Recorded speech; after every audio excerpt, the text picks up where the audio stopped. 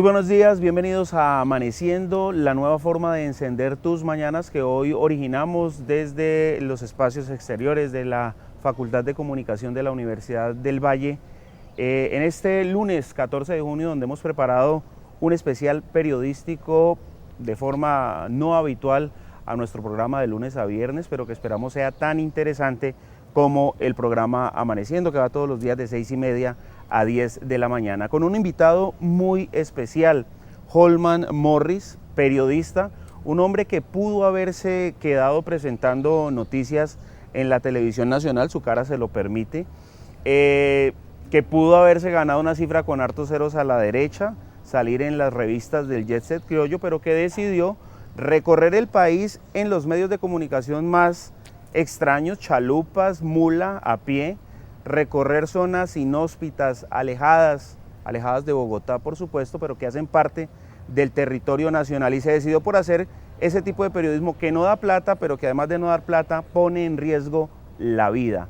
Holman Morris, primero agradecerle por este espacio, sabemos que está muy ocupado y que dictará una conferencia en breve, pero Holman, ¿cómo es que una persona que tiene la posibilidad de quedarse presentando noticias y hoy podría estar pues en una muy buena posición, decide hacer el tipo de periodismo que usted hace? Lisandro, muy buenos días. Primero que todo, gracias por la invitación, además en este espacio maravilloso de siempre que es la Universidad del Valle. Lisandro, pues porque mi pasión es la reportería. Básicamente mi pasión es la aventura que puede generar y el enriquecimiento espiritual, humano, que genera la reportería haciéndolo en un país como Colombia.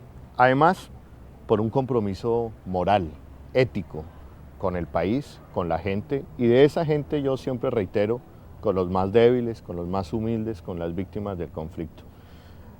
Resumo diciendo lo siguiente: yo me di cuenta, primero, que más que estrellas del periodismo, el periodismo necesita periodistas y reporteros que salgan a contar un país que, desde los últimos años, un país que se ha dejado de contar desde la televisión, y que yo vea que es urgente, debe ser una propuesta periodística, reitero, un compromiso moral, contar ese país que está fuera de Bogotá, fuera de Medellín, ese país que vive el conflicto, pero que también un país que tiene esperanza, hablar con nuestros afrodescendientes, hablar con la región, hablar con nuestros indígenas, mostrar esas realidades. En las facultades de comunicación social, Holman, hoy se hace una división entre el periodismo televisivo, que es entrevistas, que puede significar prender unas cámaras, poner unos micrófonos y hacer unas entrevistas, pero ese otro tipo de periodismo, el periodismo en televisión y el periodismo televisivo, requiere de investigar, de recorrer el país, de disponer de unos equipos e ir hasta donde está la noticia, buscarla, escribirla, hacer un montaje y luego emitirlo. ¿Está en proceso acaso de desaparición? Porque salvo su programa Contravía, pareciera que todos los programas en Colombia de periodismo se circunscriben al estudio o a exteriores como este. Ahí se está echando usted, se está supuesto. enterrando el puñal, Lisandro. No, a ver, Lisandro. Colombia es un país que necesita contarse y recontarse. Colombia no es Bogotá, no es Medellín, Cali. Colombia es un país de regiones. Necesitamos escuchar a la región para formular un proyecto de nación, un proyecto de país. Y los intermediarios para contarlo somos nosotros, los periodistas. Es en nuestras regiones, en nuestras montañas, en nuestros ríos, en nuestros valles, donde está el conflicto armado, donde están las víctimas y donde también, desde allá proviene también la esperanza. Yo me doy a la tarea de salir a recorrer y contar ese país. Obviamente con muchas dificultades. Es más costoso hacerlo, físicamente, psicológicamente, con la familia también tiene sus costos. La fácil es, y ganas por todos los lados, es económicamente 2 cámaras y un estudio. Además, cuando tú tienes toda la infraestructura y no te va a costar un solo peso. Es más barato, además, porque no tiene costos políticos. Es decir, tú no vas a pelear con nadie, simplemente vas a traer a alguien y lo vas a entrevistar. Pero por otro lado tiene unos costos enormes de cara a consolidación de democracia, consolidación de una información veraz y de calidad, consolidación de un proyecto de país. Ahí están verdaderamente los costos. Les hemos contado que estamos originando este programa desde un escenario abierto. Ha llovido toda la mañana, caen unas goticas sobre el set normal, pero a usted le han caído aguaceros de críticas desde el Estado. El presidente Uribe lo ha calificado, bueno, más que calificado, descalificado a usted de manera continua. ¿Alguna vez el presidente Uribe le ha dicho cara a cara lo que ha dicho a través de los medios de comunicación, Holman? No, nunca. No ha habido esa oportunidad, ni creo que se vaya a dar, de estar en un cara a cara y que me diga las cosas que públicamente me ha dicho, que no son otra cosa sino lanzarme amenazas. Y yo con esto quiero ser muy claro. Cuando un presidente con el poder que tiene, además un presidente tan popular como lo ha sido el presidente Álvaro Uribe, públicamente señala al defensor de derechos humanos, al contradictor político, al periodista crítico de aliado del terrorismo, nosotros en Colombia sabemos que eso se convierte en una amenaza. Y se tradujo eso en amenazas de muerte. Desde el año pasado son una cantidad de amenazas en descalificaciones. Pero también creemos que en el caso, por ejemplo, de Holman Morris y de decenas de defensores de derechos humanos, se ha hecho un daño, pero no se ha hecho el daño que ha pretendido o como ha querido el presidente Álvaro Uribe.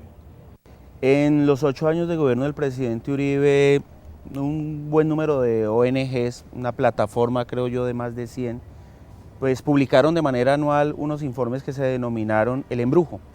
En el último de esos informes, que se llama Continuidad del Embrujo Autoritario, usted escribe una crónica y allí relata todo lo que ha sido la persecución que ha sufrido, no solamente usted, sino su familia, su esposa, sus niños de escasos 9 y 6 años, su papá, su mamá. Y dice que tiene usted la prueba de 500 folios de información que recogieron los aparatos del Estado. ¿Eso para qué le ha servido, tener esa prueba, Holman? Eso, digamos, esa prueba nos ha servido para confirmar que aquí se desvirtuó, se desbarató la democracia, que aquí se utilizaron los servicios secretos, el DAS, se utilizó y se convirtió en una empresa criminal que se utilizó como una policía política, de persecución al contradictor político, al defensor de derechos humanos.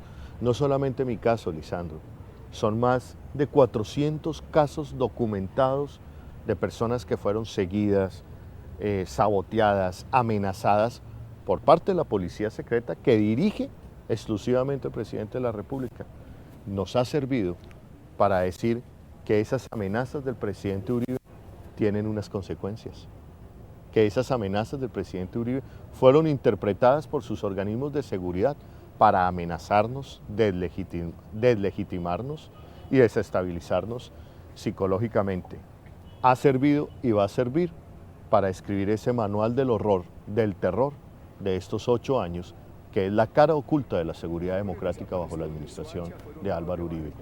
¿De qué otra forma podemos calificar y llamar a haber encontrado, en el caso de la colega periodista Claudia Julieta Duque, manuales para amenazar a su hija menor de edad, con papelería oficial del DAS, con el himno de la República de Colombia que dice libertad y orden, y a continuación estas son las instrucciones para amenazar a la hija de Claudia Julieta Duque, una niña de 9 años en su momento? Usted lo decía en la primera respuesta, pero quisiera que nos contara algo al respecto, y es, toda esta persecución supuso que sus amigos, al tener infiltrado teléfono, al tener chuzado teléfono, correo electrónico y demás, perdiera incluso no solamente amistades, sino posibilidades de financiación para su programa Contravía. ¿Cómo va el programa? ¿Logra salir adelante? ¿La Unión Europea en algún momento o una entidad europea lo financió? ¿Cómo está ahora Contravía? Lisandro, retomo con lo que inicias con respecto a los amigos. Quienes hemos sido víctimas, que no ha sido solamente Holman Morris y su familia, sino hay decenas de defensores de derechos humanos, líderes sociales, recalco esto, calculamos hoy día que por cada uno de nosotros y de nuestro entorno familiar, al menos 4 amigos más fueron objeto de interceptaciones y seguimientos. Es decir, el amigo que un día llamó a decir vamos a jugar fútbol y que no tenía nada que ver con nuestro oficio. O la familia que un día dijo, oye, los invitamos a comer y que no tenía nada que ver con nuestro oficio. También resultaron colateralmente perseguidos neutralizados. Es decir, esto es una operación criminal que puede estar superando los miles de personas en Colombia. Usted, que en algún momento expresó alguna diferencia contra este gobierno, de manera pública, en la calle, en una protesta, también pudo estar fotografiada, como hemos encontrado fotografías de decenas de manifestantes que dicen abajo, está arengando contra el gobierno, Tun, su foto y su expediente. Ojo con eso. Estamos enfrente y descubriendo apenas una de las operaciones criminales llevadas a cabo por la Policía Secreta colombiana más grande desde los tiempos del exterminio de la Unión Patriótica. Frente a Contravía, uno de los objetivos claros, está documentado, lo ha dicho la Fiscalía General de la Nación, no solamente con Contravía, con todas las ONGs, era neutralizar el apoyo financiero. Por eso hoy día está detenido el señor Aranguren, porque con las bases de datos financieras se encargaron de sabotearlas y obstaculizarlas para demostrar que no teníamos cómo responder ante ciertos créditos, y eso neutralizó la ayuda financiera, y eso acompañada de otra estrategia infame, que también consta y está documentado en la Fiscalía, campañas de desprestigio a nivel nacional e internacional. ¿En qué costaba eso? En que funcionarios en embajadas, detectives, se iban a las embajadas a hablar y a decir que uno era un aliado del terrorista, o que los defensores de derechos humanos eran aliados del terrorismo. Eso generó un aislamiento financiero, de amistades, un aislamiento político de diferentes organizaciones, y esa mano negra obró también de cara a la financiación de Contravía, y hoy, tengo que decirlo, Lisandro, estamos fuera del aire por falta de financiación, y nosotros no podemos ser ingenuos y no podemos descartar que esa mano negra, esa campaña de desprestigio haya influido para que hoy no tengamos financiación y estemos fuera del aire. Tal vez uno de los últimos programas de periodismo televisivo, Contravía.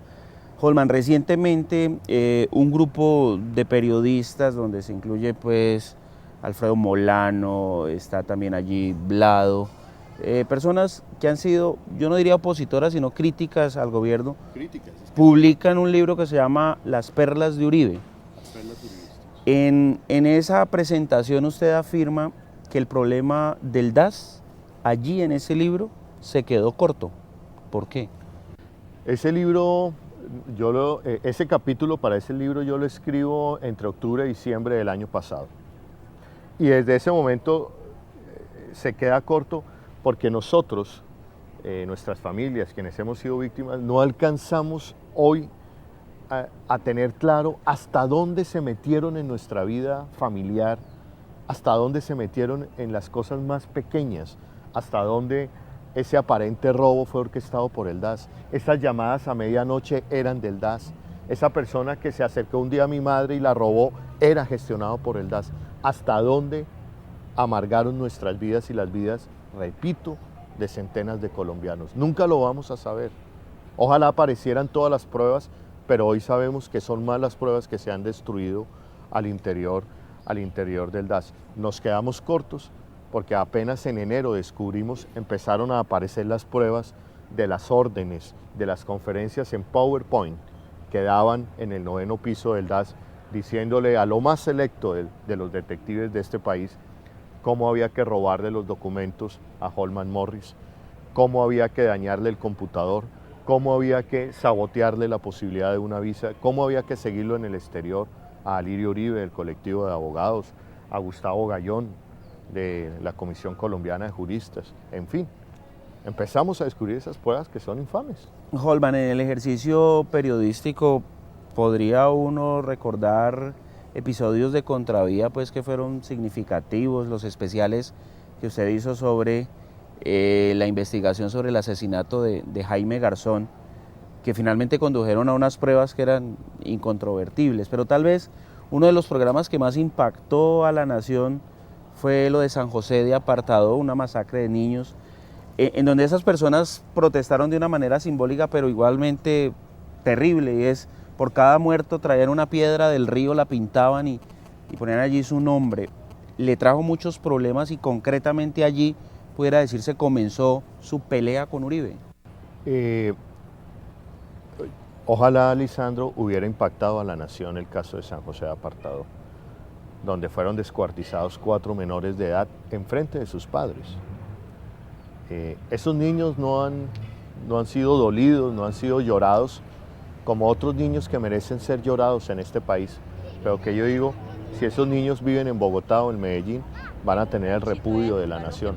Este caso todavía no ha merecido las lágrimas, la consternación nacional que merece. Yo creo que San José de Apartadó ya, digamos, las denuncias contra Uribe venían de tiempo atrás. La persecución se inicia por parte del DAS y de la administración del presidente Uribe cuando nosotros desenredamos y reorientamos el caso Jaime Garzón. Yo voy a decir aquí algo. Ojalá no nos llevemos una sorpresa conociendo quiénes están detrás, una sorpresa muy grande conociendo quiénes están detrás del asesinato de Jaime Garzón. El país quizás no estaría preparado para recibir esa noticia. Yo no voy a agregar más detalles al respecto. El caso de San José de Apartadó genera un nuevo enfrentamiento con la administración de Álvaro Uribe. Lo que hemos encontrado en los expedientes del DAS, de la Policía Ilegal, es que a partir de allí generan una serie de amenazas en mi contra que provienen de ese organismo ilegal secreto del DAS.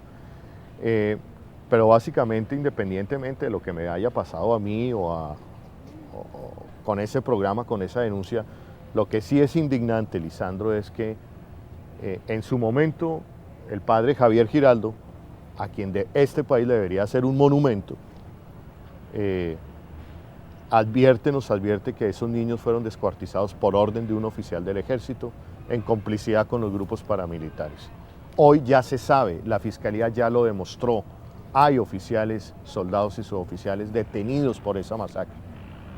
La comunidad de San José de Apartadó sigue esperando las disculpas por parte del presidente Uribe, que frescos aún los cadáveres de los niños, fresco el dolor, lo único que atina a decir es que en la comunidad de paz hay colaboradores de las FARC, como siempre, la misma fórmula para descalificar, para desacreditar, para amenazar.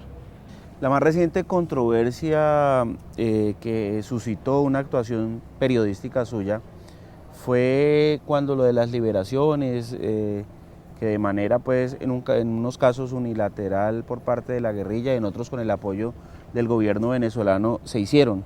En ese momento usted estaba en el ojo del huracán y estaba en el lugar de los acontecimientos. Y algunas personas consideraron, bueno, después de tanta persecución, Holman no fue darle papaya al gobierno en ese sentido, estar en ese lugar. No, yo creo, Lisandro, que, como se dice, dar papaya es no hacer su trabajo. Dar papaya es olvidarse de que el trabajo del periodista es estar en el sitio y los hechos de los acontecimientos.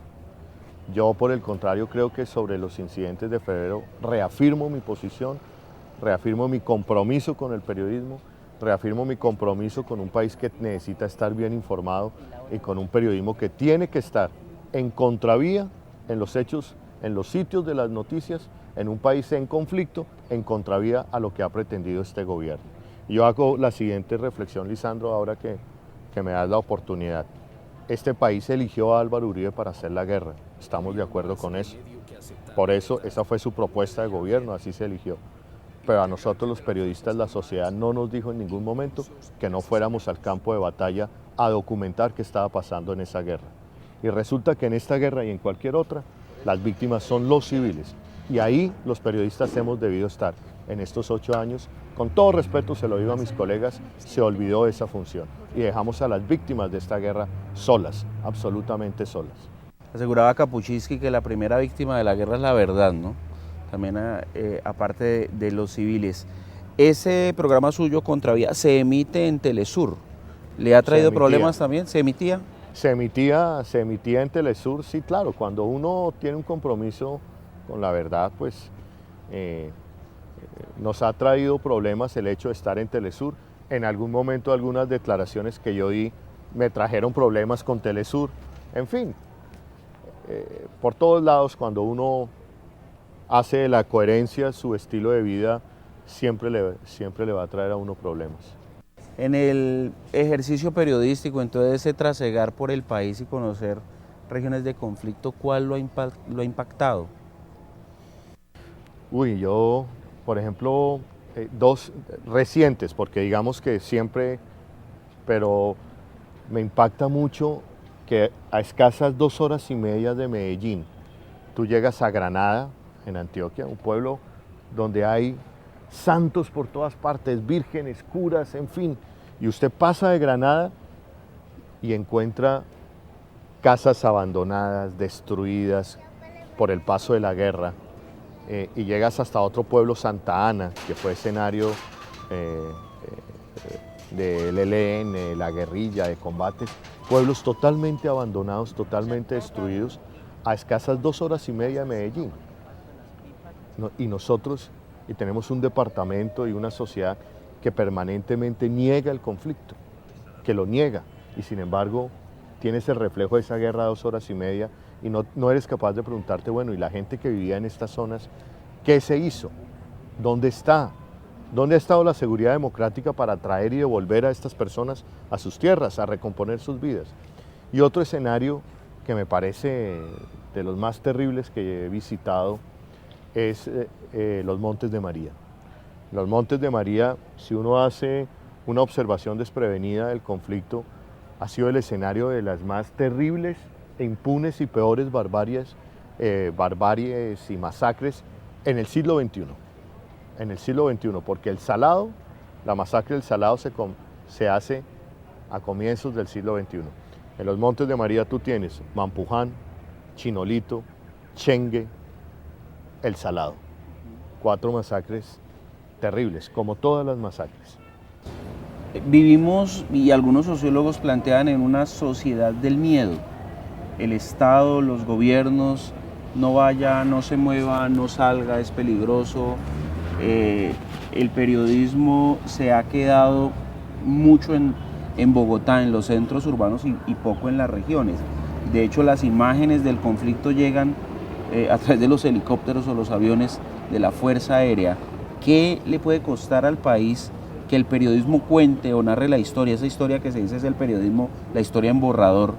¿Qué le puede costar al país hacerlo sin mostrarle al país la realidad, sin ir hasta el lugar de los acontecimientos?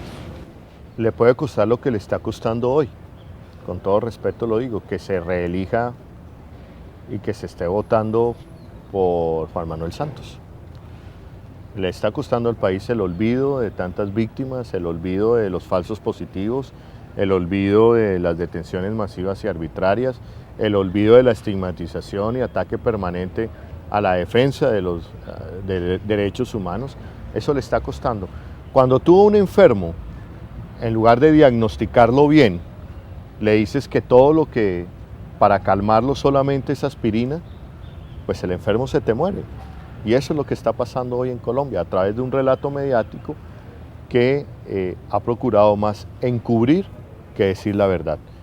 Aquí aprovecho para decir, hay excepciones, hay ejemplos valientes, importantes dentro del periodismo nacional que están haciendo la tarea. Yo no soy tampoco quien para decir quién hace o quién no hace la tarea, lo está diciendo la sociedad.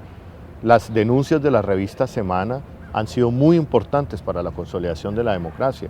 La denuncia del escándalo Beldad, la denuncia del señor Noguera, el ejercicio de opinión que hace todos los días el periódico del Espectador de confrontar diversas caras de la opinión.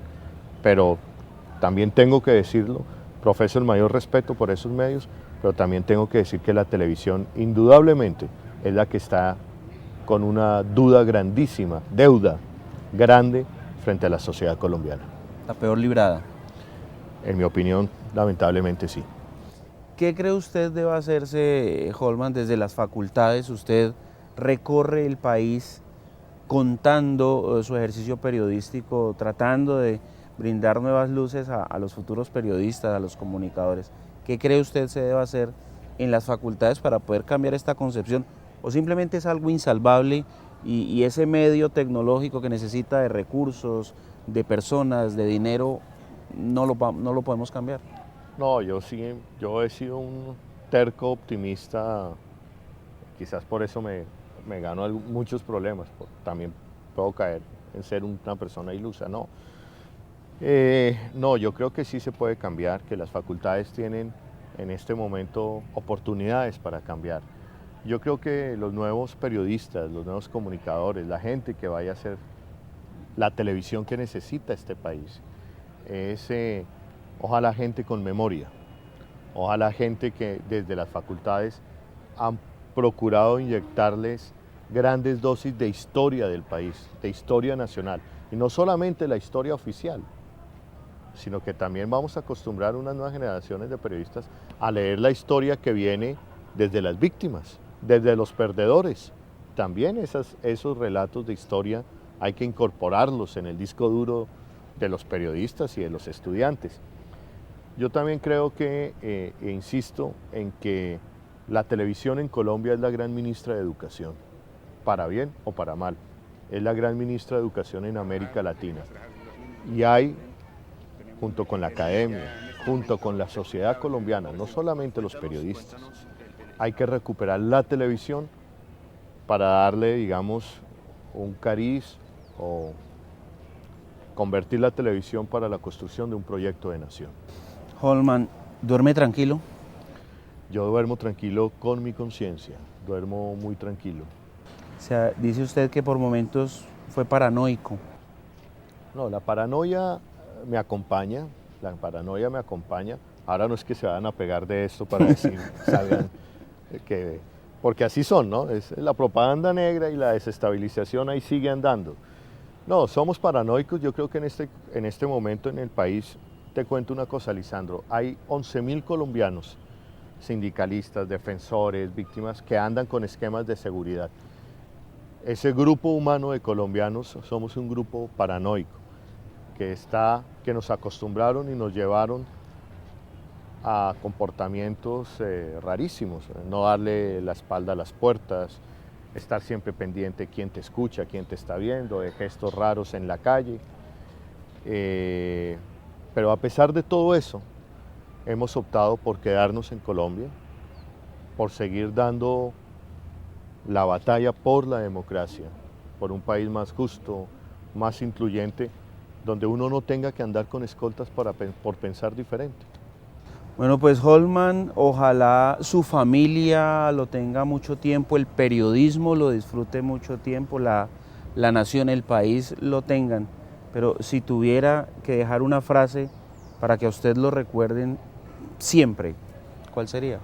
No, yo recojo en estos momentos en particular, que estamos en coyuntura política, una frase de Yelman, del poeta argentino, que dice: un país que no se atreve a conocer su verdad es un país que no se atreve a trazar y no puede construir nuevos horizontes. Holman, muchísimas gracias. Muy amable. Así concluimos este primer segmento de Amaneciendo. Vamos a un corte a comerciales. Después de comerciales y después del grupo El Disparate y los Trovadores con el análisis de lo que nos ha contado hoy Holman Morris, Adriana Santa Cruz, con otra entrevista de actualidad en este especial de Amaneciendo, hoy lunes 14 de junio. Hasta luego.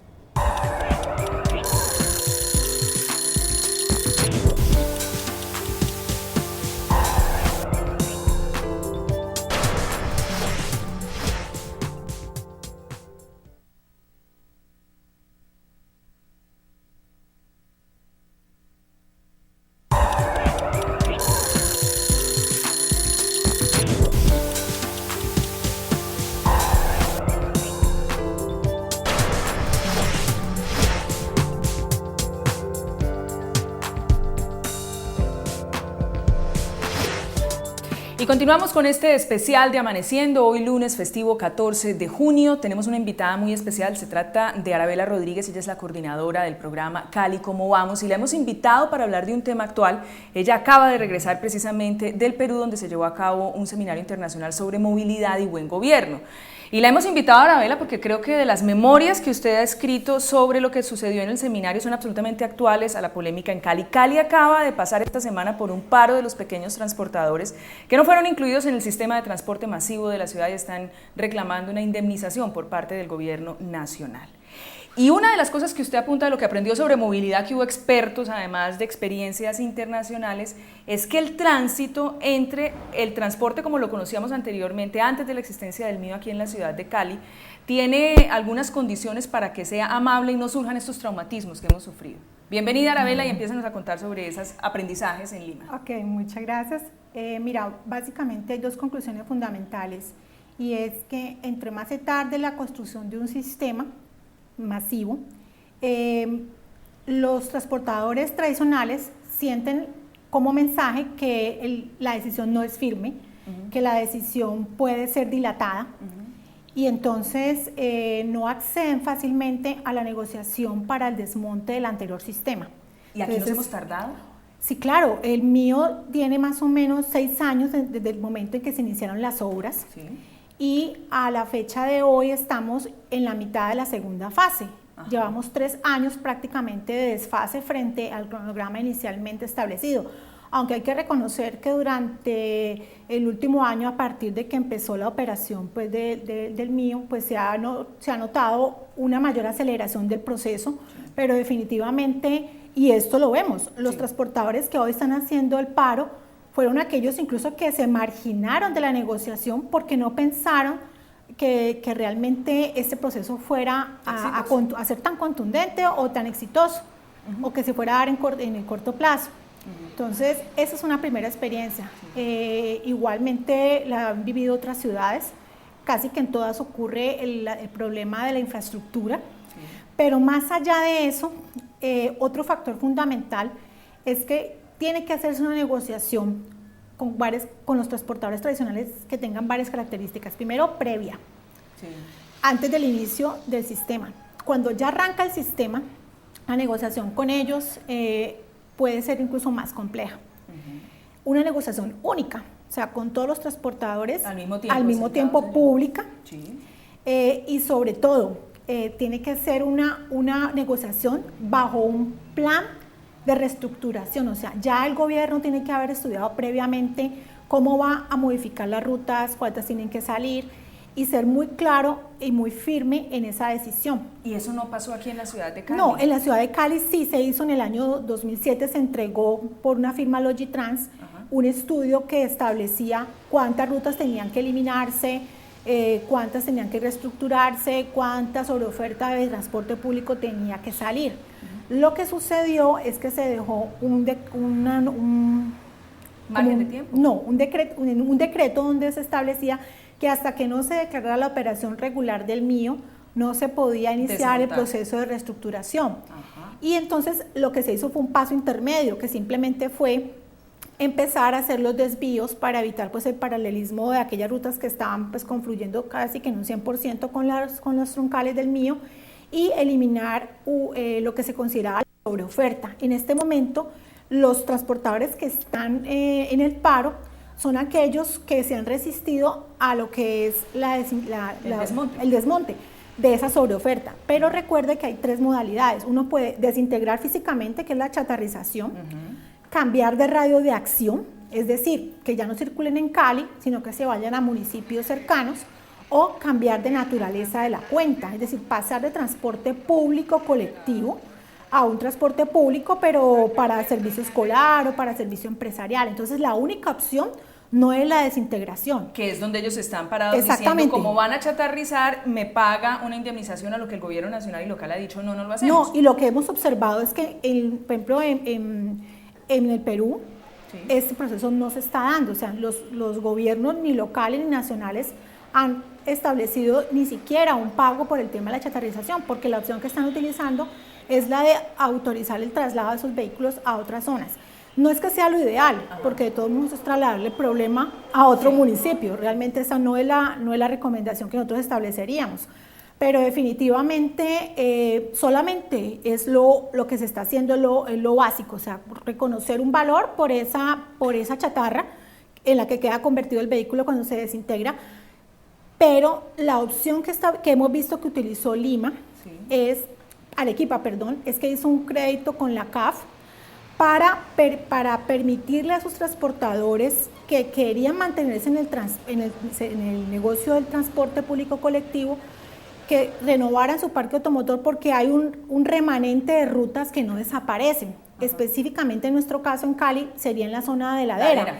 Aunque va a entrar el Miocable, recuerde que hay transporte de cargas en la zona de Ladera y usted en un transporte como el Miocable no podría subir ni la bicicleta, ni podría subir el mercado grandísimo. Entonces hay un remanente de un transporte que sí va a quedar, sobre todo en la zona de Ladera o incluso en zonas muy periféricas de la ciudad. Entonces, lo que hizo Arequipa fue que dijo, bueno, para los que se sienten tan perjudicados porque no hay indemnización, incluso porque no les pagaron chatarrización, pero quieren mantenerse en el negocio del transporte, lo que vamos a hacer es que ustedes pueden vender sus vehículos y con ese dan una cuota inicial, conseguimos un crédito internacional blando para permitir prestarles unos recursos con los cuales ustedes puedan comprar unos vehículos modernos, limpios, con los cuales puedan seguir prestando el servicio.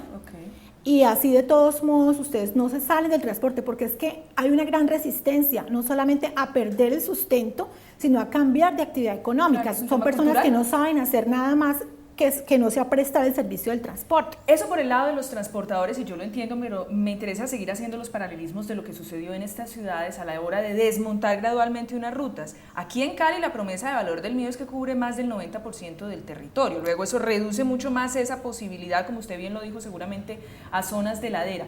Pero quiero saber, frente a la molestia que tuvieron, por ejemplo, los ciudadanos, uno, cuando les dijeron ya no les va a parar aquí en la esquina, le toca caminar y a veces varias cuadras, con el tema de seguridad, con el tema de la falta de información quizás oportuna. Es decir, la reacción del usuario allá, ¿cómo fue? ¿Cuál fue el modelo? Igualito. O sea, es similar. O sea, incluso lo que observamos fue que en Lima está en funcionamiento la primera fase, que es una troncal totalmente vertical que tiene 17 estaciones, una estación central y una intermedia, y ellos empezaron a entrar en operación paulatinamente y anunciaban, decían, tal día se entra la estación tal día tal, y un día antes se modifican las rutas, o sea, lo dijeron una vez y no más. Así pasó aquí no, casi que de un día para otro decían. Y no más, y igualmente los transportadores, los usuarios, pues se sentían desubicados, molestos, igualmente, pero sabe que la principal preocupación que yo observé,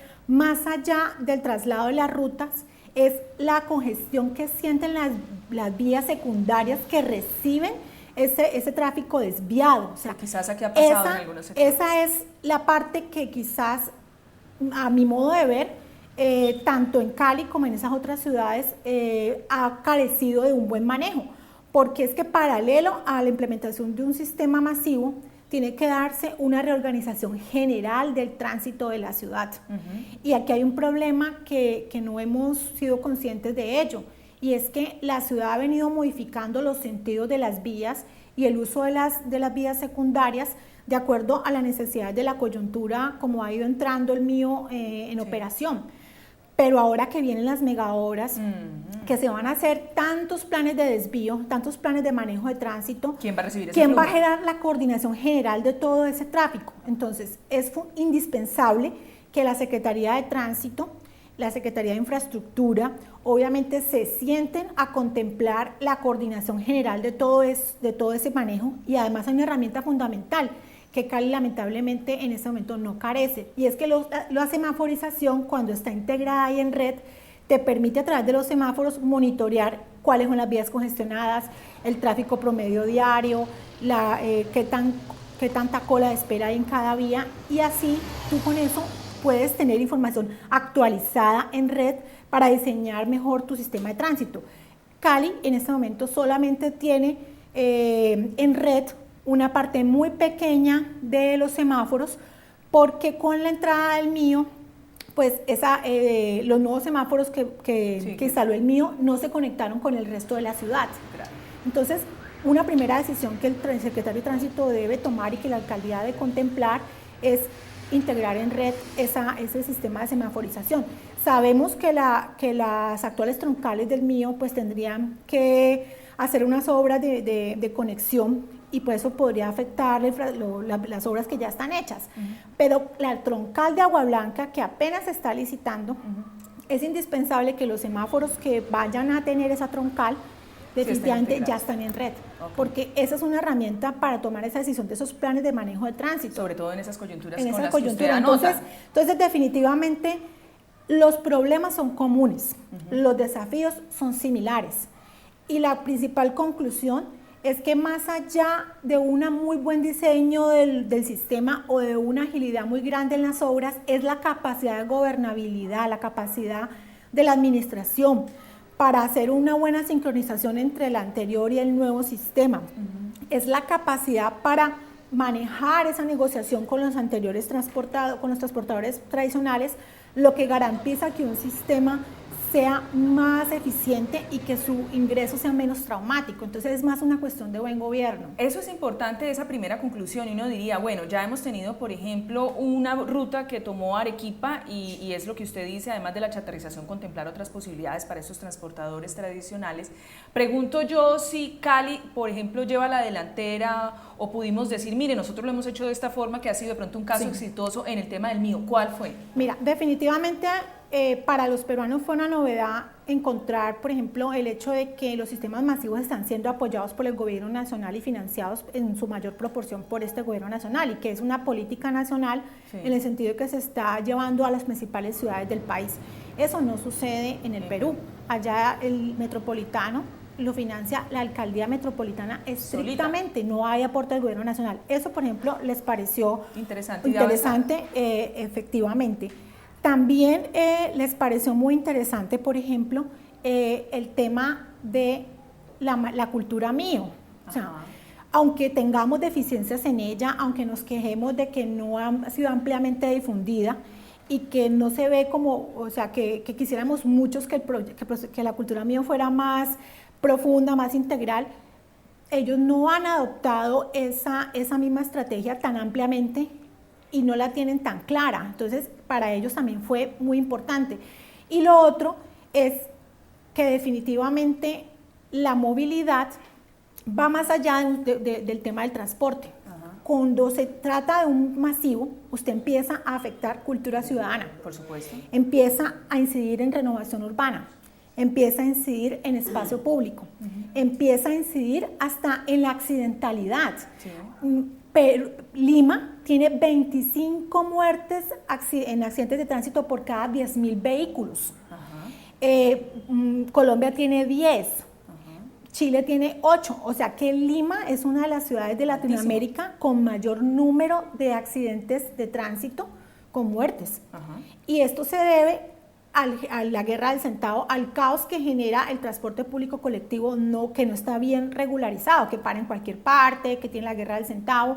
Entonces, mire todo lo que incide un masivo. Entonces, por eso se convierte en un proyecto estratégico de ciudad. Claro, reorganizador del territorio si se quiere. Obvio, porque es que cuando el transporte tradicional solamente mira la relación entre las vías y los vehículos, pero cuando se habla de movilidad hay que coordinar no solo los diferentes modos de transporte, sino también incluso los flujos que se dan en una ciudad.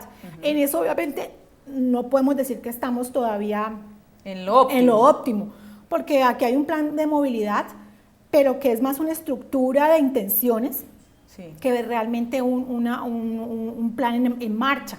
Y una principal conclusión que nos dejó incluso el aporte de un experto que se llama Ricardo Montezuma, que es colombiano, que es experto en movilidad, es que la principal decisión que tiene que tomar una ciudad cuando va a hacer un plan de movilidad integral es revisar su POT. Y ahí es donde yo quiero llegar, doctora Aravela, que usted ha tocado. Mire que este seminario fue absolutamente actual, si se quiere, para la realidad que estamos viviendo los caleños. Justo en este momento y bajo la coordinación del subdirector del POT de la Alcaldía de Cali, el doctor David Millán, se está haciendo una encuesta de movilidad de origen y destino. ¿Sirven esas encuestas? ¿Va más o menos en esa ruta? Qué bueno, pero ¿qué le faltaría de acuerdo a estas experiencias aprendidas en Lima? Definitivamente el POT marca la pauta. ¿Por qué? Porque casi todas las ciudades actualmente tienden a ser ciudades extendidas. Y sobre todo fragmentadas, es decir, en una parte se vive, en otra parte se trabaja, en otra parte se estudia, en otra parte se recrea. Y lejísimos la una y la otra vez. Entonces eso hace que el número de viajes sea mayor, o sea, la demanda de transporte sea mayor. Ya revertir ese proceso de ciudad extendida es muy difícil. Lo que se puede hacer es tratar de condensarla, o sea, densificarla y también tratar de integrar los usos en un mismo territorio. Entonces, lo que explicaban allí es que definitivamente una encuesta de origen y destino es la fotografía actual de esa ciudad extendida y fragmentada, que te identifica de dónde a dónde se está movilizando y cuáles son los principales corredores o demandas de mayor transporte. Pero eso es un insumo fundamental para verificar la eficiencia de cómo diseñar las rutas, cómo diseñar los sentidos de las vías. Pero esa no es la herramienta clave para poder tomar la decisión sobre ese plan de movilidad. O sea, no agota la movilidad. No agota la movilidad. ¿Por qué? ¿Qué otras variables, qué otros actores? Pues definitivamente lo que se tiene que mirar es las tendencias de urbanización de la ciudad. Entonces, por ejemplo, si el sur de nuestra ciudad es donde más proyectos de viviendas se están dando, o si el oriente de la ciudad también hay esa alta demanda, entonces mirar cómo se logra integrar usos del suelo en ese territorio y cómo lograr que las personas desincentiven el uso del transporte privado y empiecen a utilizar el transporte masivo. Entonces, por ejemplo, construir estaciones de estacionamiento cercanas a las estaciones del MIO, por ejemplo, de las cabeceras terminales. Entonces, la más alta densidad vehicular de Cali está en el sur. No solamente por la población flotante que tiene tan alta, sino porque la de mayor estatus socioeconómico, la que mayor número de vehículos tiene por familia, por así decirlo. Y tiene Jamundí, que es una ciudad dormitorio pegadita. Exactamente. Allí. Entonces, por ejemplo, ahí ¿qué se podría hacer? Construir en concesión no significa que la alcaldía lo tenga que hacer, estaciones de parqueo para vehículos, para motos, para bicicletas, de tal forma que las personas que vivan en el sur o que vayan hacia las universidades lleguen a esos estacionamientos, dejen sus vehículos, se suban al MIO y logren desincentivar el uso del transporte privado, el ingreso hacia la ciudad. Ahí entra un tema que es fundamental y es el tema de las áreas metropolitanas. Por fortuna aquí en la ciudad de Cali, si bien no se quiere concebir el área metropolitana desde el punto de vista político, que un alcalde pierda el manejo de su territorio, a menos se están hablando de aspectos fundamentales. Uno de esos aspectos es la movilidad. Por ejemplo, que el MIO llegue a Jamundí, que logren hacer acuerdos, que parte de los transportadores de Jamundí se integren. ¿Hay áreas metropolitanas en lo que ustedes vieron de experiencias que se maneje así? Pues Callao, que es como hay dos provincias que están ya anexadas a la ciudad de Lima. Callao es una de ellas y obviamente es el área más industrial, donde está el puerto, donde está el aeropuerto. Entonces los flujos de transporte no solo son de pasajeros, sino de carga, pero allí no está todavía integrado. O sea, el masivo de Lima, el metropolitano de Lima, realmente tiene una cobertura mucho menor. O sea, Lima es una ciudad que tiene 7.800.000 habitantes, casi como la que tiene Bogotá. Y sin embargo, su sistema de transporte masivo no alcanza a cubrir ni siquiera el 25% de toda la población. O sea, que en ese sentido, la decisión que se ha tomado en Colombia, en ciudades como Cali, como Bogotá, es mucho más sólida, mucho más consistente y tiene un impacto mucho mayor. No, definitivamente tomaban como un caso a seguir las experiencias de Cali y de Medellín.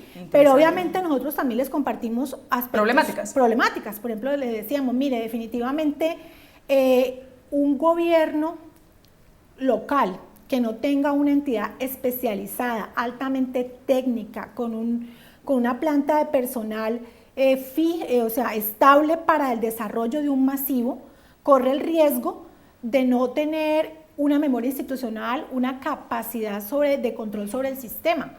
Y obviamente corre el riesgo de politizarse, corre el riesgo de burocratizarse y de todo tenerlo por subcontratación.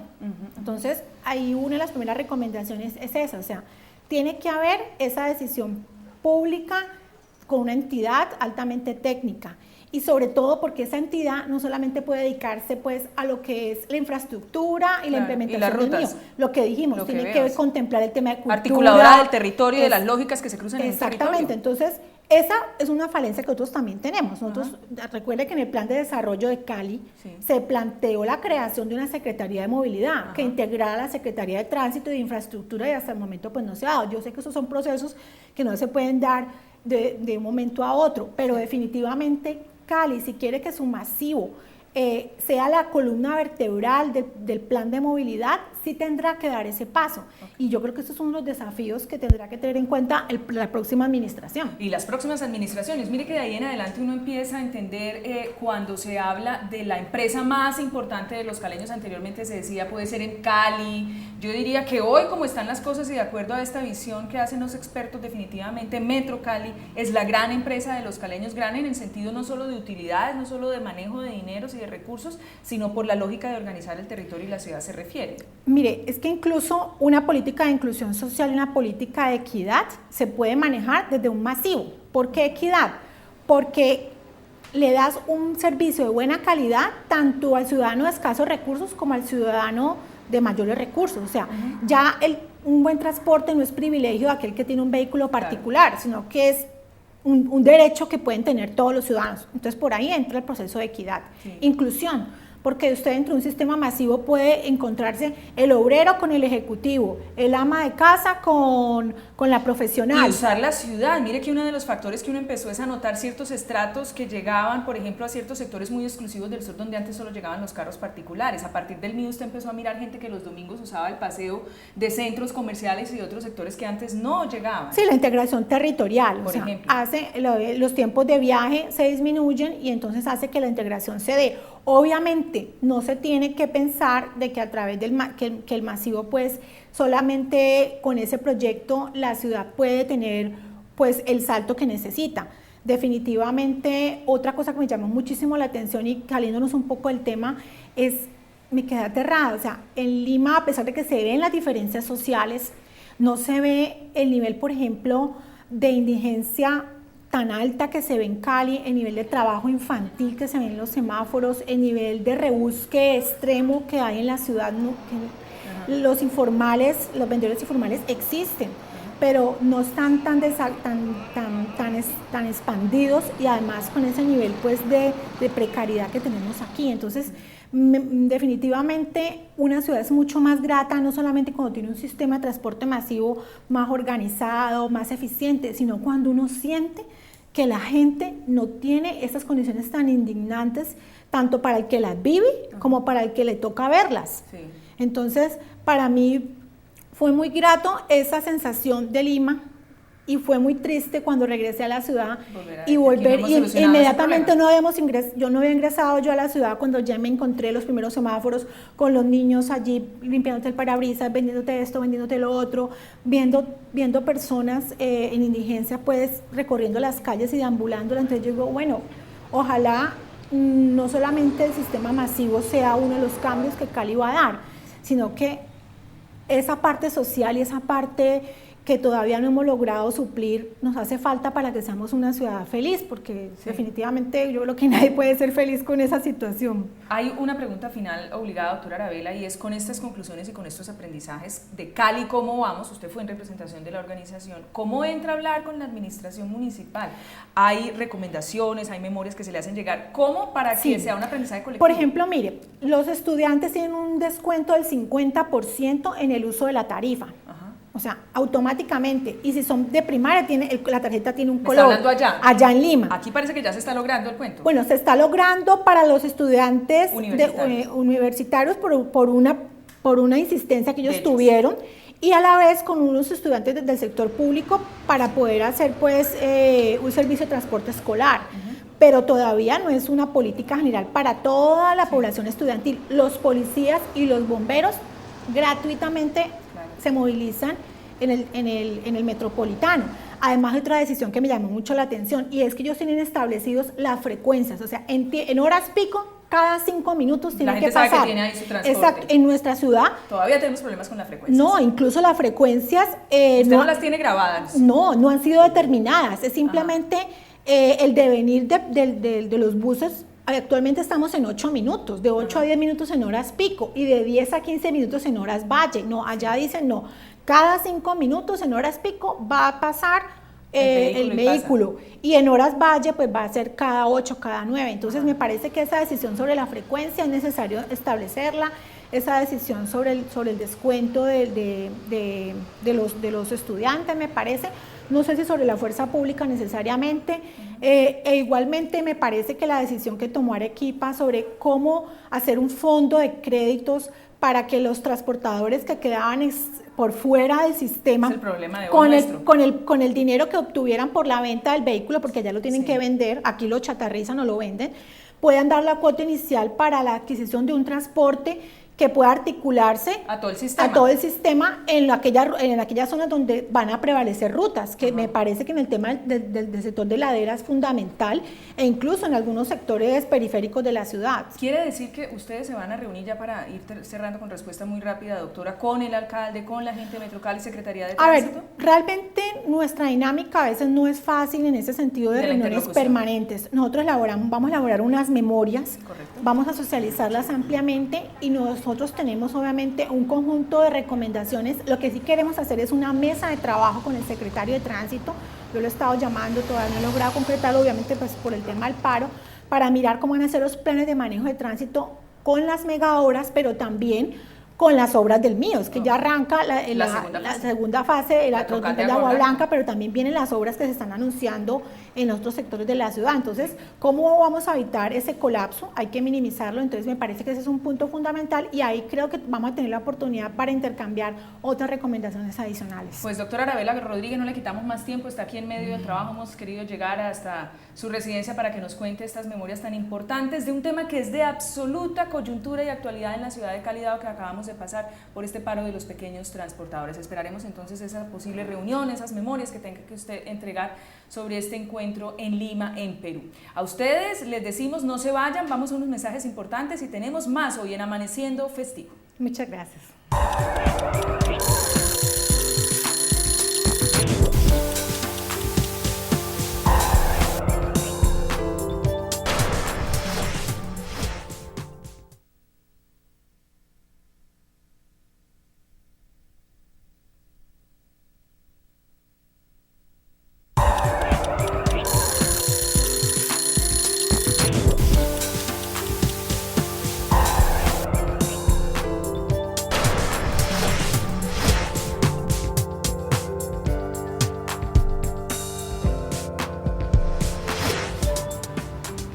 Regresamos, esto es Amaneciendo, para que ustedes estén bien informados. Tercera franja en este lunes festivo. Nuestro tema a continuación, estrictamente taurino. Se acaba de conocer y lanzar y presentar oficialmente en sociedad el naciente Club de Amigos de Cañaveralejo. Nos acompaña esta mañana su presidente, el médico Juan Carlos Nader Mora. Fue además presidente de la Peña Taurina Santiago de Cali y como médico fue integrante del equipo de profesionales médicos de la monumental Plaza de Toros de Cañaveralejo, toda la vida desde pequeño asistiendo a las corridas de toros aquí en esta monumental. Por su cuerpo podríamos decir que corre sangre de toro. Médico, muy buenos días. Muy buenos días, Guillermo, cordial saludo a ti y a todos los televidentes del programa Amaneciendo. Gracias por tu invitación. Efectivamente, un grupo de aficionados taurinos compuesto por diferentes entidades de la afición, peñistas, aficionados rasos, miembros de la Plaza de Toros, periodismo taurino, hemos decidido conformar una asociación cuyo nombre es Club de Amigos de Cañaveralejo, con el fin de propender por el rescate de la fiesta brava en Cali, de propender por el rescate de la calidad y de la estatura taurina que ha tenido nuestra Plaza de Toros de Cañaveralejo y por seguir manteniendo ese ícono en todos los aspectos que es nuestra Plaza de Toros, que es un ícono a nivel municipal, a nivel departamental, nacional e internacional, y rescatar su sitial como la primera Plaza de Toros de América. Si bien se llama Club de Amigos de Cañaveralejo, es una asociación sin ánimo de lucro. Por supuesto, es una asociación sin ánimo de lucro y totalmente independiente de las directivas de la plaza como sociedad y fundación, y por supuesto también independiente de aspectos políticos, porque pues el público tiene derecho a saber que los mayores accionistas de la Sociedad Plaza de Toros de Cali son la gobernación y el municipio de Cali. ¿Cómo nace el Club de Amigos de Cañaveralejo? ¿Por qué? ¿Dónde? ¿A quién se le ocurrió? ¿Cuál es la idea, la filosofía? ¿Qué pretenden? Bueno, esta iniciativa la gesta Jorge Ochoa Botero, que ha sido también un taurino de toda la vida, miembro de la Peña Taurina Santiago de Cali, y que han estado encargados en los últimos años de los aspectos comerciales de los festejos en Cali.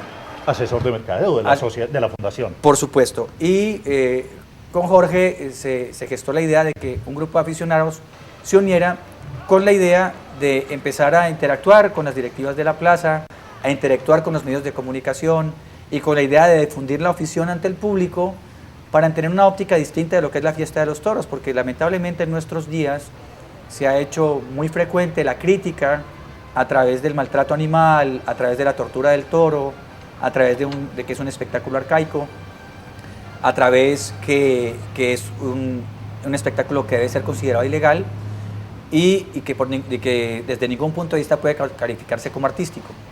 Contrario a lo que los aficionados que conocemos y llevamos muchos años viendo este espectáculo sabemos y defendemos.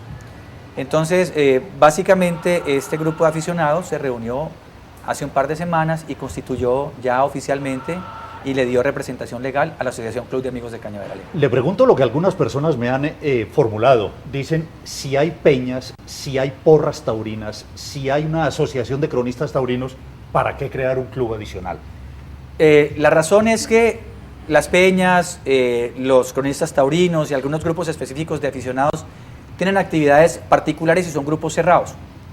Mientras que el Club de Amigos de Cañaveralejo tiene apertura para todo aquel que quiera participar de él. Niños, niñas, jóvenes, viejos, niñas, jóvenes, viejos, periodistas, ganaderos, miembros de la Junta Directiva de la Plaza, socios de la sociedad de Una la inquietud, Plaza médico. La peña a la que usted pertenece, la Santiago de Cali, por ejemplo, ¿cuánto lleva? La Peña Taurina Santiago de Cali se fundó en el año de 1972 o 63. ¿Hace rato ya? Sí, ya hace rato.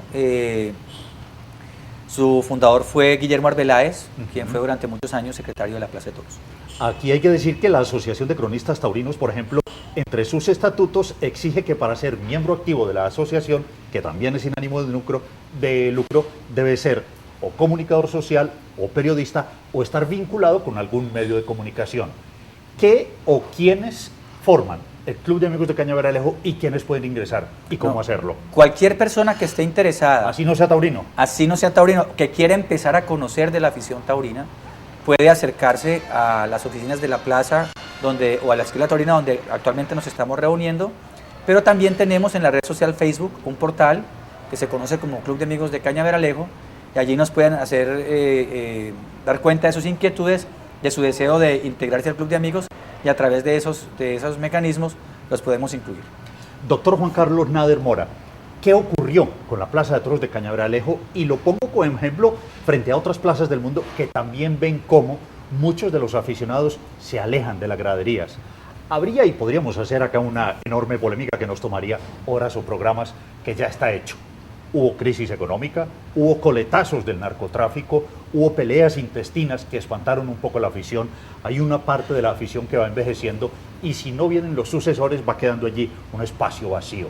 ¿Cuál es la propuesta que tienen ustedes de que quienes están no se vayan y que quienes ya se fueron vuelvan a Cañaveralejo? Hablamos de Cañaveralejo, como usted siempre lo denomina, un ícono especial del Valle del Cauca. Naturalmente, Guillermo, mira, es que la Plaza de Toros de Cañaveralejo tiene 51 años de tradición taurina y es un coso donde se han realizado festejos taurinos que han sido apoteósicos e inolvidables. Y es una plaza de toros que tradicionalmente ha tenido llenos suspendidos, independientemente de las crisis taurinas, independientemente de la presencia o ausencia de figuras, pero particularmente por el celo y por la seriedad y por el amor a la afición taurina, que en años anteriores los directivos de la Plaza de Toros empeñaban para lograr unos festejos que llenaran las expectativas de la afición, y por eso en febrero o en marzo ya se había vendido todo el aforo. Con el tiempo las cosas van cambiando y las exigencias económicas de las figuras del toreo, las dificultades que tienen los ganaderos por razones de seguridad para la crianza de sus animales y una serie de eventos adicionales han hecho que este lleno de la Plaza de Toros haya retrocedido y ocasionalmente últimamente encontramos que hay media plaza, 3/4 de plaza y excepcionalmente un lleno completo, no hay boletos como ocurrió en la corrida del 3 de enero del año pasado. Sin embargo, lo que pretende el Club de Amigos es volver a eso, porque sabemos y entendemos que hay muchos aficionados a los toros que se han retirado por razones particulares. Una de ellas es porque consideran que de pronto ha bajado la calidad del espectáculo, que ya no se han vuelto a traer figuras importantes del toreo, que los carteles que se confeccionan no son acordes con la tradición de la plaza, que ha habido un decaimiento en la calidad de las ganaderías o que no ha habido una variación en la presentación de las mismas. Entonces estamos sirviendo de cierta manera como interlocutores entre las directivas de la Plaza de Toros y la afición para lograr que el tendido de Cañaveralejo vuelva y se llene de bote a bote como ha ocurrido tradicionalmente. Recientemente el cronista, el capitán Álvaro Cruz Bueno, dijo: lo que ocurre es que hay afición, pero muy poca. Yo coincido con él de alguna manera. Él afirma y denuncia que la crónica taurina se acabó.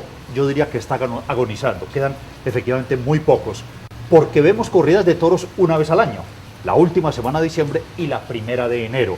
Esporádicamente uno que otro festejo a mitad de año. ¿No será que allí hay una deficiencia? Habría que ver festivales, tientas, rejoneo, festivales, tardes camperas, para promover y promocionar que haya afición durante todo el año. Contrario a lo que ocurre en España, por ejemplo, en donde hay corridas y festejos todo el año en muchísimas ciudades de España. En Colombia no. La temporada empieza el 25 de diciembre en Cali y se termina la tercera semana de febrero en Bogotá. Y pare de contar, nos iríamos a provincia, pero es otro cuento. Bueno, también hay que tener en cuenta que, si bien es cierto en España se corren toros todos los años, también los aficionados tenemos la oportunidad de observar esas corridas y conocer en su totalidad esos festejos a través de la internet o a través de las transmisiones en televisión de Televisión Española, que últimamente no se han vuelto a hacer tan frecuentemente como se hacían antes. También tenemos oportunidad de ver la temporada mexicana en el canal de las estrellas.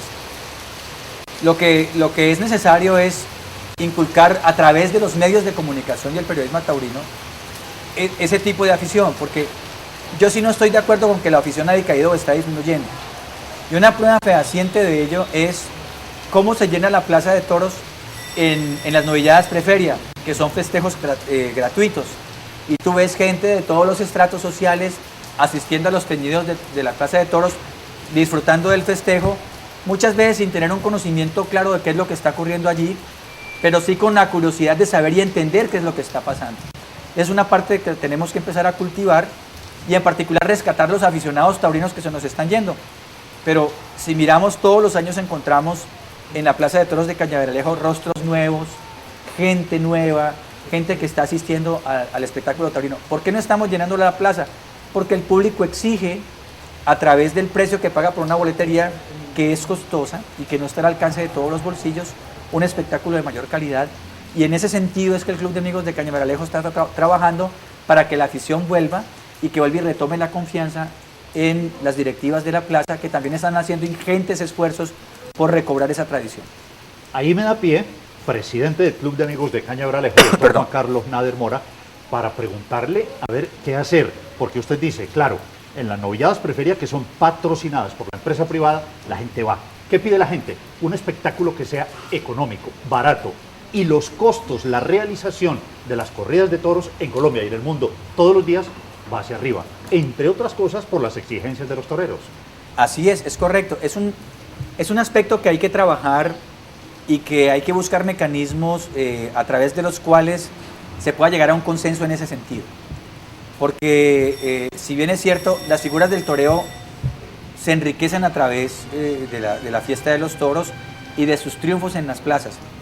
Pero también es cierto que cada día son más conscientes de las dificultades que está teniendo la fiesta para sostenerse.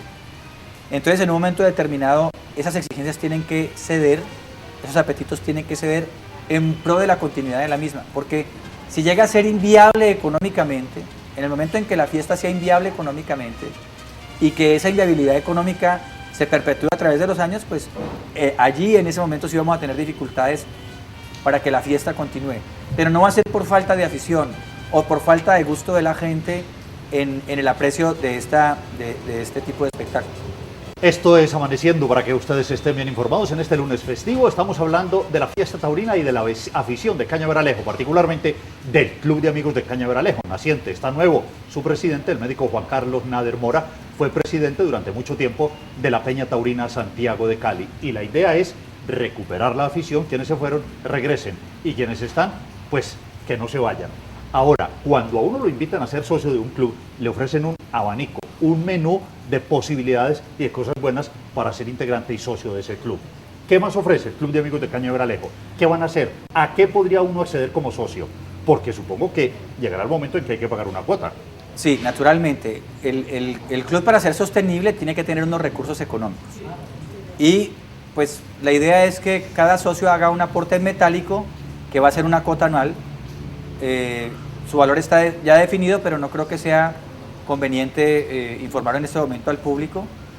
No es una cantidad de dinero exorbitante, es una cantidad de dinero muy asequible. Mantenimiento. Sí, es una cuestión para de gastos de latonería y pintura. Más o menos. Básicamente, la idea es que los miembros del Club de Amigos de Cañaveralejo estén en consonancia con la Plaza de Toros de Cañaveralejo.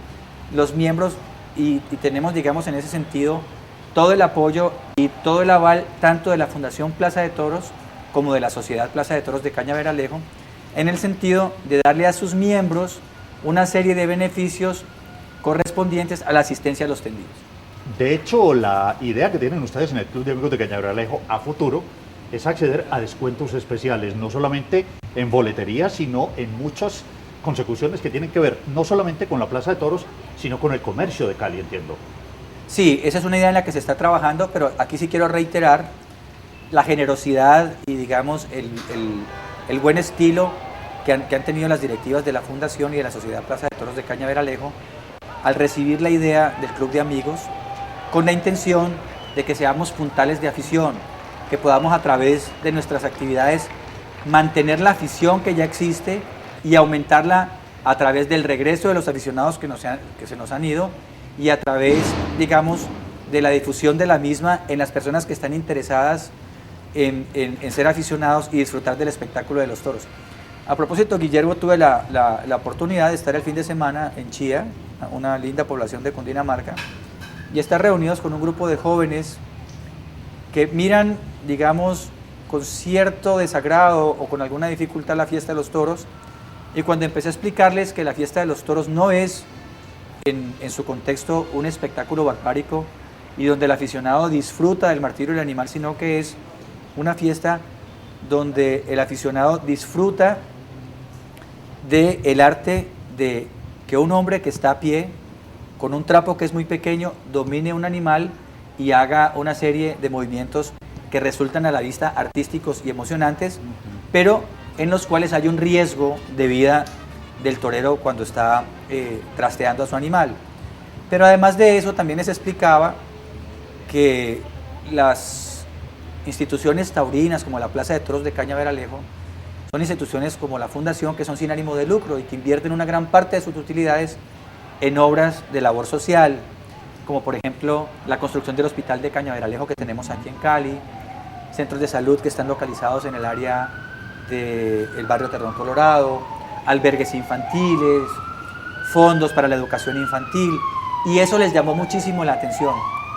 Y empezaron en un momento determinado a cambiar su óptica, no sin entregarse completamente, pero a tener una óptica distinta, a mirar que de cierta manera la fiesta de los toros es una industria y que paga una serie de impuestos que se reinvierten en beneficio de la comunidad y cuyas utilidades también se reinvierten en obras de labor social.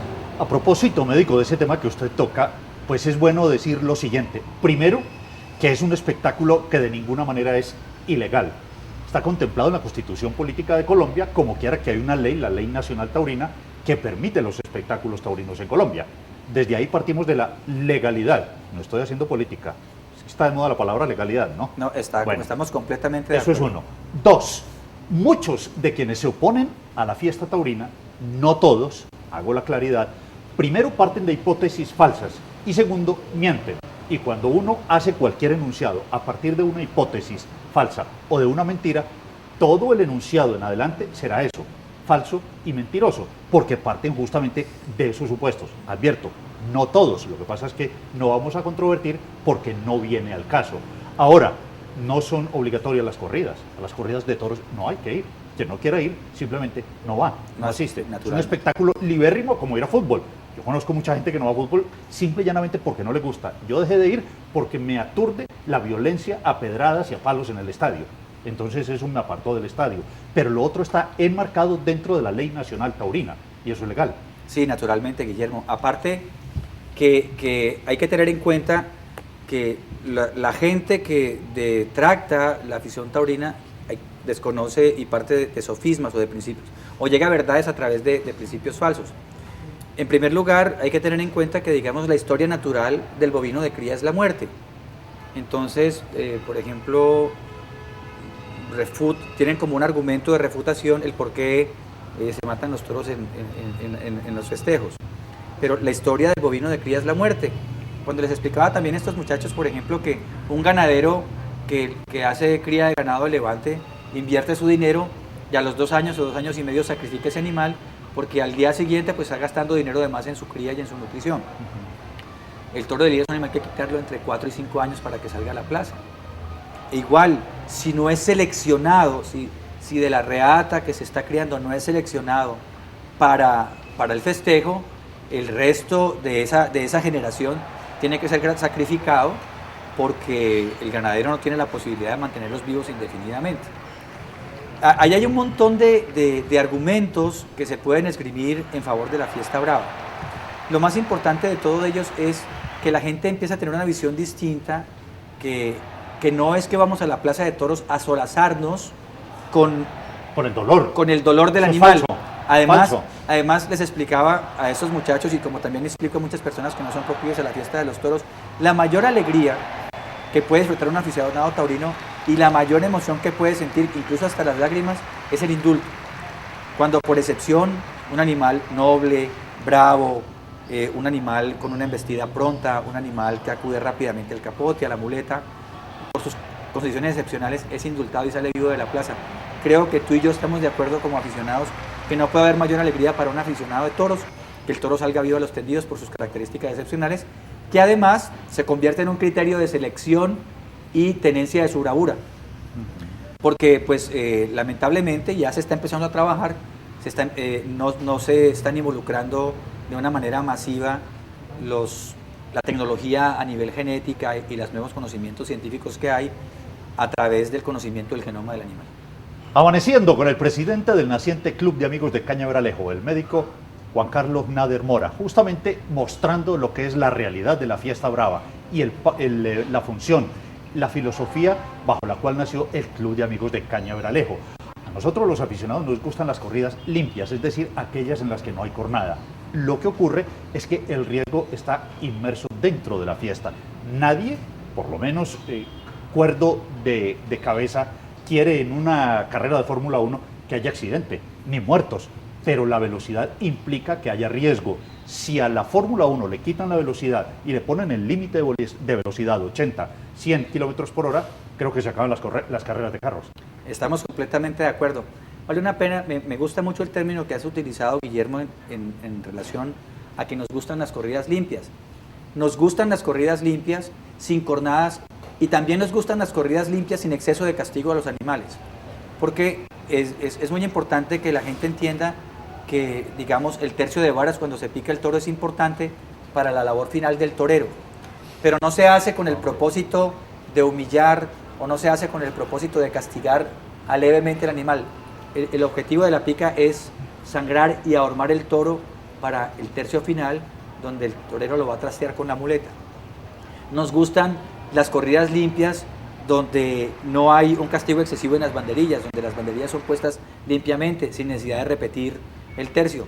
Nos gustan las corridas limpias donde cuando el toro le llegó el momento de su muerte, el matador lo estoquea y lo despacha de una manera fulminante, con escaso sufrimiento. Nos gustan las corridas limpias donde no hay excesos en la suerte del descabello.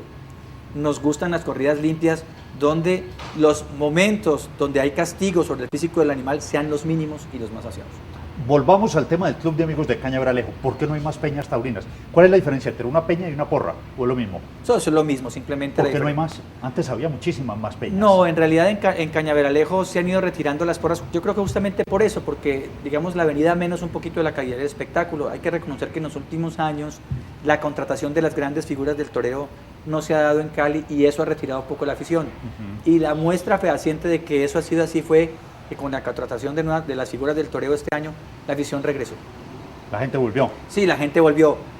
Digamos que no hubo la conjunción completa de grandes carteles con grandes ganaderías y triunfos apoteósicos, pero en ese sentido el aficionado es consciente que no hay una garantía absoluta en cuanto a la calidad y a la investigación de los toros, porque en ese sentido es absolutamente un tiro al aire.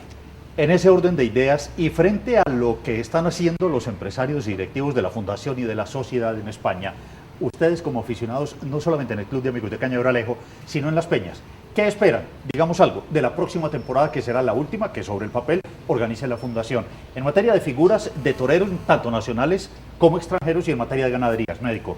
Bueno, sabemos y conocemos que tanto Fundación y Sociedad están haciendo esfuerzos ingentes por brindarle a la afición de Cali y a la afición de Cañaveralejo, y no solamente la afición de Cali, Guillermo, sino la afición que viene de otras partes del país y de otras partes del mundo a ver nuestro festejo. Hay gente que viene de España, gente que viene de Francia, gente que viene de México, gente que viene de Venezuela, gente que viene del Ecuador, gente que viene del Perú, donde hay afición taurina, y están haciendo su mejor esfuerzo para contratar nuevamente las figuras y hacer un equilibrio con una mejor presentación de las ganaderías, tratando de organizar unos festejos que tengan mayor variedad, ¿no es cierto?, para que haya un poquito más de pluralidad en cuanto al gusto del aficionado, porque tú encuentras que entre los aficionados hay aficionados puristas, que quieren un toro de 480 kilos, que sea muy ofensivo de cuerna, que esté muy bien presentado, que tenga mucho respeto, y empieza pues la controversia sobre lo que hacen las figuras del toreo, cuando envían sus veedores a las dehesas,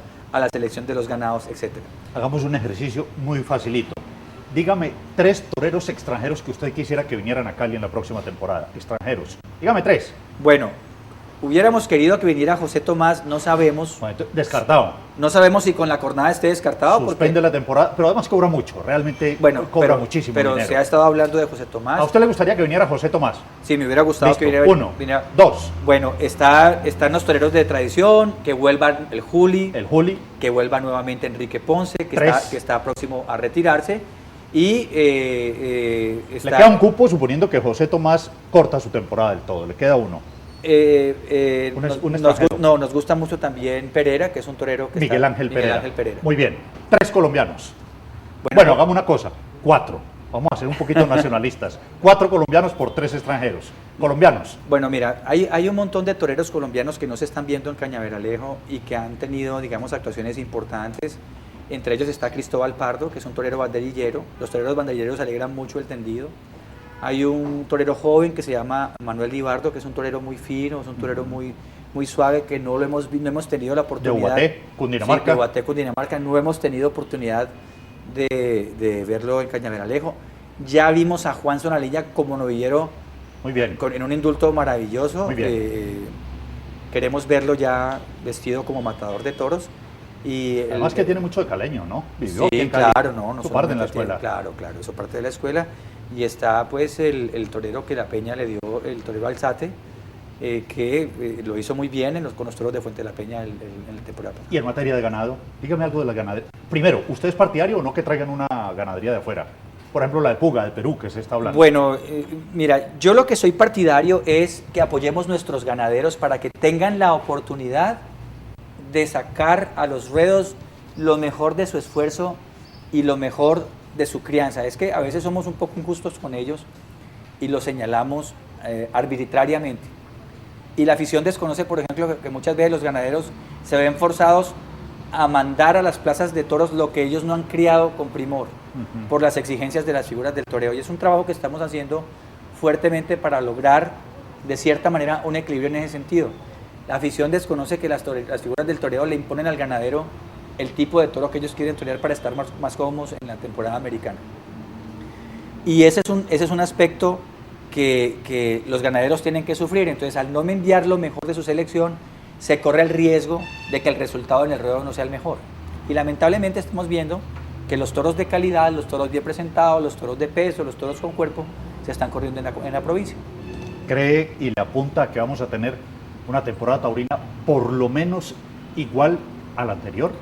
Sí, yo le mejor. No, yo le apunto a eso, Guillermo, y si somos un poco justos, digamos que el año pasado, en la temporada del año pasado y este mismo año, no se logró esa conjunción entre carteles y toreros. Pero si somos consecuentes y hacemos un buen repaso y tenemos buena memoria, en los festejos anteriores donde no hemos tenido las figuras, hemos encontrado encierros que han satisfecho, digamos, las expectativas de la afición. pero que lamentablemente no se han encontrado con toreros poderosos que los hayan mostrado y les hayan dado el lucimiento que han podido dar. Doctor Juan Carlos Nader Mora, invite por favor a todos los televidentes de Amaneciendo para que se hagan partícipes del Club de Amigos de Cañaveralejo, aficionados o no. Usted ya dijo que no necesita... Naturalmente, Guillermo, te agradezco a ti y al programa Amaneciendo por esta fabulosa oportunidad. El Club de Amigos de Cañaveralejo es un club de puertas abiertas. Hombres, mujeres y niños son bienvenidos al club. La idea es que conozcan de la fiesta de los toros desde lo artístico, desde lo lúdico, desde lo emotivo, jamás desde lo perverso, jamás desde el maltrato animal, jamás desde la lesión al toro. En particular somos toristas, creemos que la fiesta brava es una manera de preservar la especie del toro de lidia, el toro bravo. Y vamos a la fiesta brava. Y vamos a la fiesta brava, le apostamos a la fiesta brava y le apostamos al crecimiento de la afición. Y vamos a corridas. Naturalmente. Médico. Muchísimas gracias por la invitación, Guillermo. El presidente del Club de Amigos de Cañaveralejo, el doctor Juan Carlos Nader Mora, aquí en Amaneciendo para que ustedes estén bien informados.